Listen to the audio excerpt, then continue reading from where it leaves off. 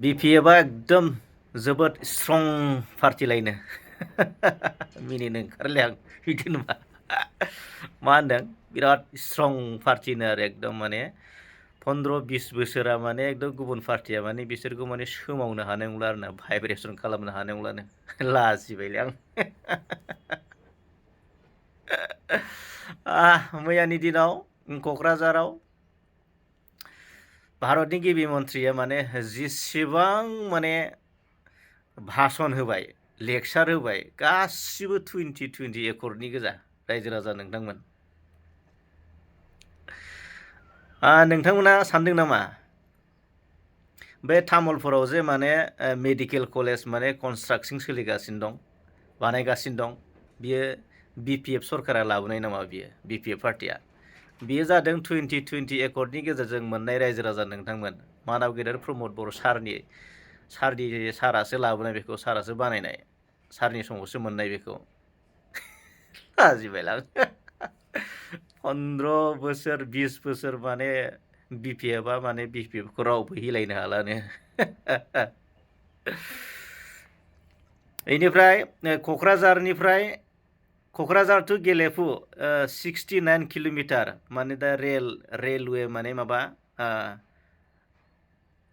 Weight gross माने जानो थांगासिनो दं बानायनो थांगासिनो दं बेबो 2020 एकर्डनि गेजेरजोंसो मोननाय रायजो राजा नोंथांमोन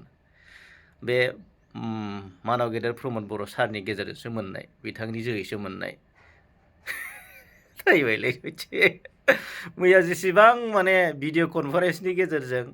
भारतनि गिबि मन्थ्रि डक्टर नरेन्द्र मदिया जेसेबां माने लेक्सार होदोंमोन रायजो राजा होदोंमोन आरो 2020 एकर्डनि गेजेरजों 1500 crore थाखा बेबो 2027 जानुवारिनि एकर्डनि गेजेरजोंसो मोननाय मानाव गेदेर प्रमद बर'नि गेजेरजोंसो दा बिटिसि काउन्सिला फुरा इन्जय खालामगासिनो दं माने बिराद दुगा बे बिपिएफनि माने बे वर्कार्सफोरा एकदम माने ओरैबायदि माने आरो मा बुंदों खोनासंनो लुबैदों नङा होमबा मैयानिथ' मा नरेन्द्र मदि बिथाङा मा फोरमायलांखो आरो बुंदों माने जेसेबां माने जोंनि बर'नि एक्स एनडिएफबि माने जोहोलाव हारिनि थाखाय दावहा नांबोनाय 27 बोसोर दावहा नांबोनाय हारिनि थाखाय एक्स एनडिएफबि थ' बिथांमोना जेसेबां माने जे गावनि बिमा बिफाजों माने फैनानै थाफैफिननो हादों न'आव थाफैफिननो हादों बेबो मानाव गेदेर प्रमद बर'नि माने कन्ट्रिबिउसन बिथांनि नाजानायनि गेजेरजोंसो थाफैनो हादों आरो जेसेबां माने एनडिएफबिफ्रा जेलनिफ्राय दा माने गगासिनो दं बेबो बै समावनो मानाव गेदेर प्रमद बर'नि दिनावनो गोबां खामानि मावखाजोबनायमोन दा माने बिपिएफआ सरकाराव फैनाय लोगो लोगो जों दिहुनदों माने क्रेडिटखौ लागासिनोसो आरो थैबायलै थ' बेबायदि रायजो राजा नोंथांमोन माने मैयानि दिनाव जायफोर माने क'क्राझाराव मोनथाम कनस्टिटुवेन्सि दङ बेयाव थानाय माने गोबां बेयाव माने मोनसेल' पार्टिनि मानसि गैया बेयाव गोबां माने गुबुन गुबुन पार्टिनि दं बिजेपिनि दं बिपिएफनि दं बेनिफ्राय जोंनि इउपिपिएलनियाबो दं माने बिदिनो माने खोनासंनोथ' गोबां मानसि फैदों दा बैफोरखौ लानानै माने एकदम गोसोआ ओरैबादि जोङो माने जोंखौ माने 15-20 बोसोर माने रावबो माने भाइब्रेसन खालामनो हाला जोंखौ जेबो खालामनो हानाय नंला माने ओरैबायदि माने दा रायजो राजा बिथांमोना जिथुनाखि बिपिएफनि जि दुरबलता माने सायाव बिसोर गावसोरखौनो माने देखायगासिनो दं आरोना खुगायाव गिदिर नाथाय बिसोरो माने रायजोनि 100आव माने 30%बो खामानि मावनो हायाखै रायजो राजा नोंथांमोना नुबाय नै अरुण'दयखौनो दाननानै होलाजोब्बाय सेस मा जाबावगोन दा रायजो राजाफोरखौ बेबायदि एकदम माने लोब देखायनानै थाखा लाना फैनोसै बिनोसै बेनिफ्राय बे मोननाय समाव माने मानो दानना होनांगौ जाखो बेथ' जायाखै दुरबलता बियो आरो थांबाय नै दाखालि बावै 2 लाख होबाय आरो बेखार लाइमोनफोरनि मुङाव लानानै फैबाय बोरायफोरनोसो रानना होजोब्बाय बे दुरबलता माने रायजोफोरखौ एकदम लोब लोब नुनानै माने 15-20 बोसोर माने जोंखौ एकदम नाख्रुबनो हानाय नंला बेबायदिथार आरो माने साननाया। रायजो राजा नोंथांमोन, जाहाथे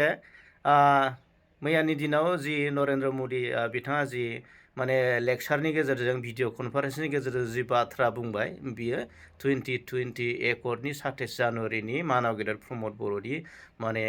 अबदान माने कन्ट्रिबिउसन गासिबो बिथांनि गोजा जि लेक्सार होदोंमोन। बेनिखायनो नैबे समाव 5 बोसोर जिथुनाखि BPF सरकारा माबायदि सरकार सालायो बेखौ रायजो राजाफ्रा नोजोर हो। आरो सांग्रां जायाब्ला, नोजोर होआब्ला रायजो राजा नोंथांमोना खिन्थु BPF पार्टिया नोंथांमोनखौ खिथुआव लानानै उनावबो सिगाङावबो लानानै BPF पार्टिया मा खालामगोन, थाखा लाबो रायजोनि थाखाय 100आव 100 खामानि मावालासिनो बहा 30-20%बो रायजोनि थाखाय खामानि मावनाय नङा। बेनिखायनो रायजो राजाफ्रा सांग्रां जा जाहाथे 100आव 100% खामानि मावनो गोनां बाध्यता जायो। आरो जुदि मावा, 100आव जुदि 20 मावा, 10%बो मावा, रायजो राजाफोर गासिबो रायजो राजाखौ देखायनासो मोनबोनाय गोजा। रायजो राजाफ्रा नोजोर हो, नङाबा